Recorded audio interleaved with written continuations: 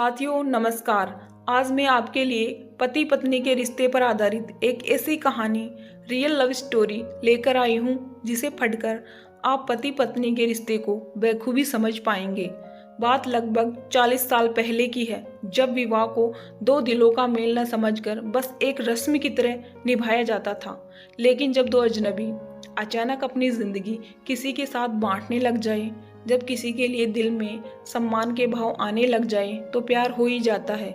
रश्मिता घर में सबसे चंचल थी। दिन भर मस्ती करना, घर में धमा चौकड़ी करना और इन सब से मन भर जाए तो मोहल्ले भर की आंटियों चाचियों के घर टटोलाना, बस उसका दिन भर का यही काम था।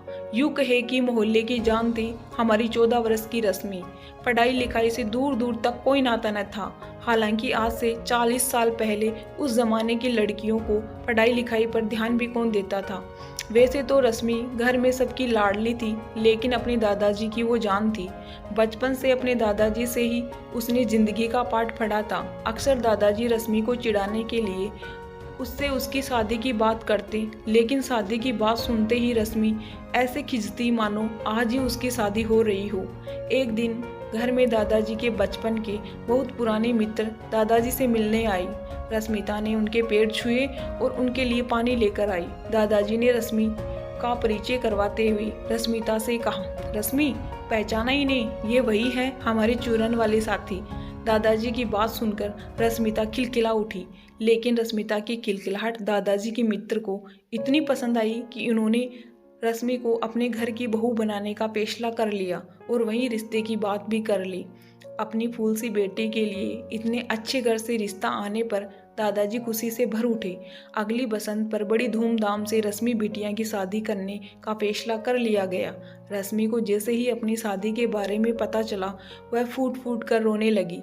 उसे लगा मानो उसका पूरा घर, दादाजी और उनका पूरा परिवार पीछे छूटता चला जा रहा हो। खैर, ये तो होना ही था। एक 14 वर्ष की लड़की को शादी के बारे में सिर्फ इतना ही पता था कि उसे अब अपना घर छोड़कर किसी और के घर जिंदगी भर रहना है। इसी बीच रश्मिता की शादी बड़ी धूमधाम से हुई और रश्मिता की मुलाकात पहली बार अपने पति से हुई।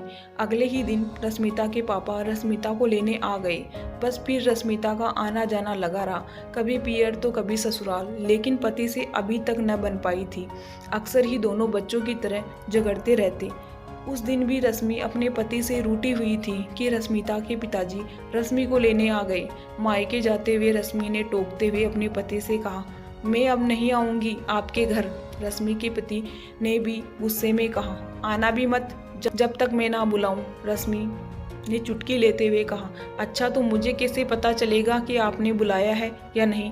कुछ सोचते हुए रश्मि के पति ने कहा, जब तुम्हें कोई कोरा कागज दिखाए तो समझ जाना मैंने बुलाया है। मायके में रश्मिता के दिन बहुत अच्छी तरह बीते। जब कोई रश्मि से उसके पति के बारे में पूछता तो वह चुटकी लेते हुए कहती, अच्छे हैं पर थोड़ी बुद्धू हैं, और सब मुस्कुरा जाते। लगभग 15 दिन बाद रश्मि के ससुरजी रश्मि को लेने आए। रश्मि ने उनके सामने कुछ और दिन मायके रुकने की इच्छा जताई। ससुरजी भी रश्मि की बात का सम्मान रखते हुए हामी भर दी। कुछ दिन बाद जेठ जी आई। हालांकि तब तक रश्मिता को भी ससुराल की याद सताने लगी थी, लेकिन उसे अभी तक कोरे कागज का संदेशा नहीं मिला था। इसलिए रश्मिता ने माँ से ससुराल न जाने का बहाना बना दिया। माँ ने रश्मि को बहुत समझाए, लेकिन रश्मि ने किसी की एक न सुनी।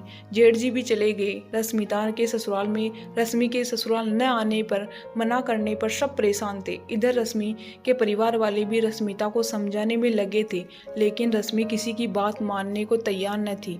किसी को समझ में नहीं आ रहा था कि आखिर माजरा क्या है। ससुराल में यह चर्चा चल ही रही थी कि तभी रश्मि के पति ने कोरे कागज वाली पूरी बात बताई। अगले ही दिन रश्मि के ससुरजी कोरे कागज के साथ रश्मि को लेने आई। इसी पल का इंतजार था। कोरे कागज पर अपने पति का नाम लिख अपना सामान बांध रश्मिता अगले ही दिन ससुराल पहुंच गई।